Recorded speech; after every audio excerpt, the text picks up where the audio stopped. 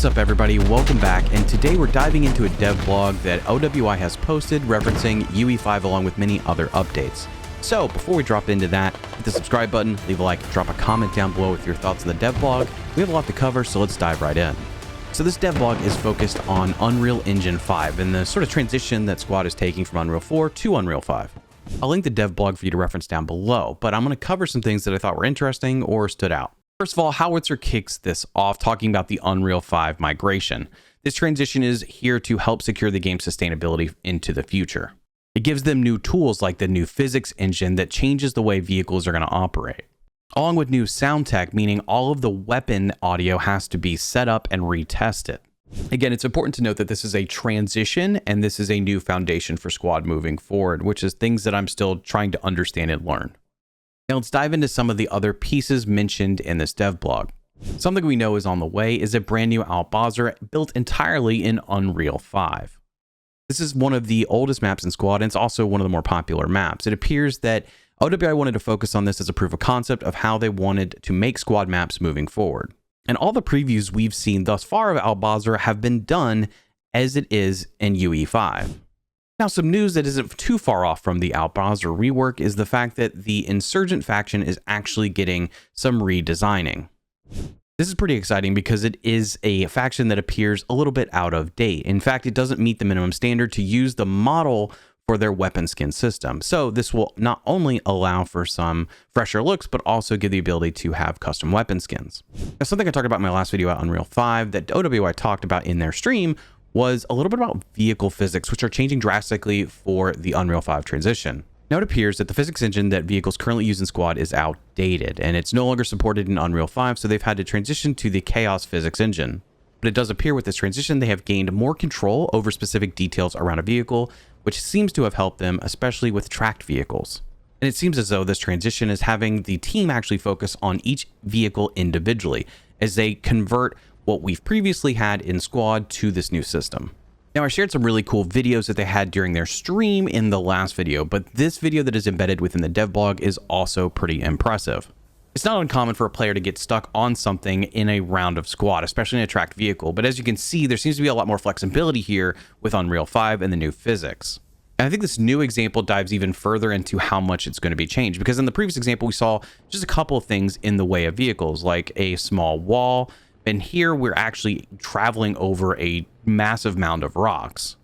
Now, my thought is that it's likely that this may be a pretty extreme example. I don't know how easy it's going to be when it's all said and done, but it's a relief to know that maybe you can get your tank out of some tough terrain like a trench or these rocks without just getting stuck and lacking totally in immersion because you're outside of the vehicle trying to flip it. Reducing the opportunities to have to actually unstuck your vehicle from something, I think, is a really exciting change. And I think armor players are absolutely going to be stoked about this. They already are based on some of the feedback I've seen in my comments on the last video. Something else that's also been asked about within the comments is more CAS helicopters and manpads. We saw a little bit of insight into this in the last video, but it does seem like this is something that's coming a little bit later than I expected, and it's more so tied to Unreal 5, as in it releasing after the initial migration. And how will the manpads actually be factored into the game? It appears that there's going to be a couple things. First, there'll be shoulder-fired manpads, which will be a new soldier role for some factions, or at least most of the factions. Other factions will actually have manpads that will be fixed fob emplacements.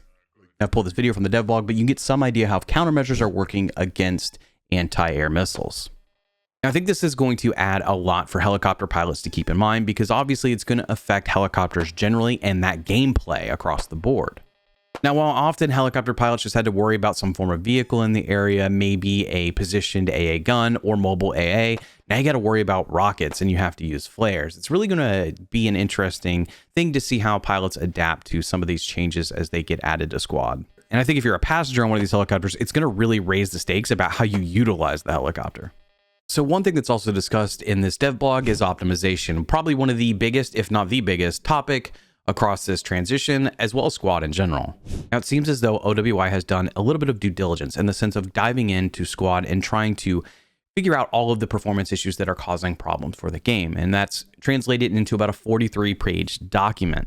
Patrick with OWI references the fact that with UE5, there are things that can help them actually improve performance, but a lot of it is not engine related, it's specific to the code.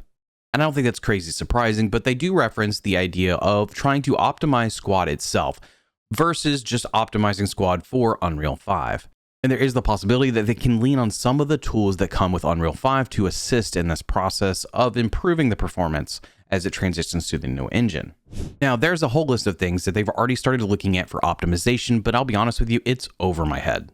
I understand too that it's a dev blog and these sort of conversations are going to happen in these, and they may not be something that I can necessarily relate to or understand, and that's totally cool. Although I do hope to get more tangible examples of things that maybe we see in game today that are being addressed or worked on so that I can understand what some of these changes really mean when it comes to just the day-to-day of playing the game.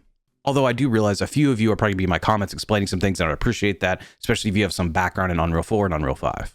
Now, there is an element of Unreal 5 that I'm really excited about that I can translate pretty well, and that is dynamic time of day and randomized weather.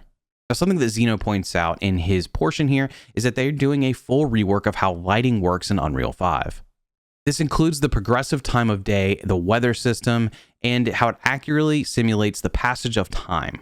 Not to mention, as Zeno references, players have to adapt to what nature throws at them, which I think is pretty cool, because it's going to give maps a certain amount of replayability that we currently don't have.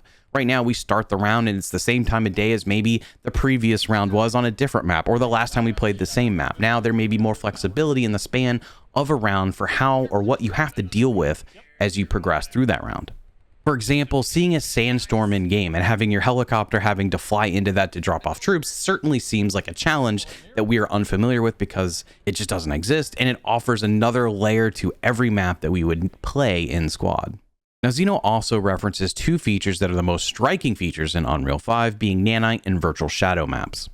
Zeno states that the visual changes will be noticeable as much higher quality of assets at distance by both improving LODs or levels of detail, as well as letting us drastically increase draw distance. Now, I've heard of Nanite before, but if I translate just the image that they shared in the dev blog, this seems to add greater dexterity to things like trees. And I guess with that greater dexterity, it improves things like the shadows, for example. At least that's my very basic understanding. And I think it's fairly well summed up here that where you might have before seen a drastic decline in shadow quality at distance, as well as shadows disappearing, which I think we've all seen, VSM allows OWI to render very high quality shadows out extreme distance, as well as sharper, more detailed shadows up close. Now, for some of the imagery OWI has shared, along with some of the video clips they've shared, especially with the weather and stuff like that, lighting looks drastically different. It looks gorgeous. I mean, it's really impressive the difference that this could make. Now, some of this is aesthetics, but obviously it does affect our ability to see things out on the battlefield.